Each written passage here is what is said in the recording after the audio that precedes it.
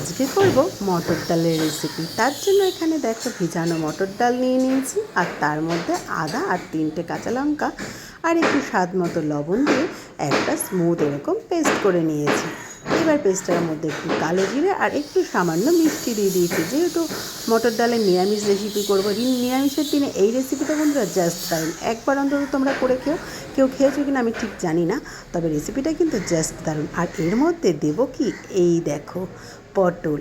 যখন পটল খেতে খেতে আর ভালো লাগে না, তখন এই সব রেসিপিগুলো করলে জাস্ট কিন্তু খেতে দারুণ। পটলগুলো ভালো করে খোসা ছাড়িয়ে একদম কচি কচি পটল নিতে হবে, আর তার মধ্যে একটা টমেটো, 2টো কাঁচা লঙ্কা আর একটু আদা একসাথে দিয়ে একটা এরকম স্মুথ পেস্ট করে রেখে দিলাম। আর এদিকে আমি কড়াইতে তেল দিয়েছি। এবার তেলের মধ্যে যে মটর ডালটা বেটে রেখেছিলাম, সেই মটর ডালটা ছোট্ট ছোট্ট করে বড়া করে নেব। আবার অনেকে অনেকটু বেশি বড় বড়ও করতে পারো, আমি কিন্তু এখানে মিডিয়াম সাইজ করেছি। আর বড়াটা বেশ ভালো করে মটর ডালটা ফেটিয়ে নিতে হবে, তাতে কিন্তু ডালটা বেশ একটা স্মুথ হবে, নরম হবে। ডালের বড়াগুলো এভাবে আমি ভেজে নিলাম।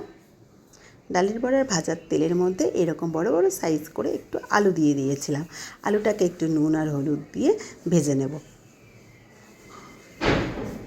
আলু ভাজাটা হয়ে গেলেই ওই তেলের মধ্যে আর একটু 1 বা 2 চামচ তেল দেব।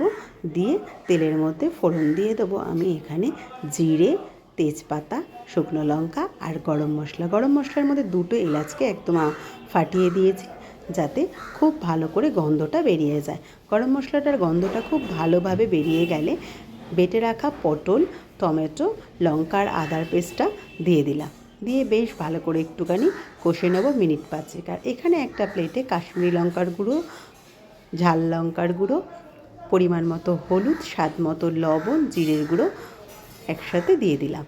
দিয়ে একটু চিনি দিয়ে দিলাম, যেহেতু নিরামিষ তরকারি তার জন্য একটু চিনি দিয়েছি। দিয়ে বেশ ভালো করে কষা হয়ে গেলে তারপরে এর মধ্যে ভেজে রাখা আলুগুলো দিয়ে দেবো।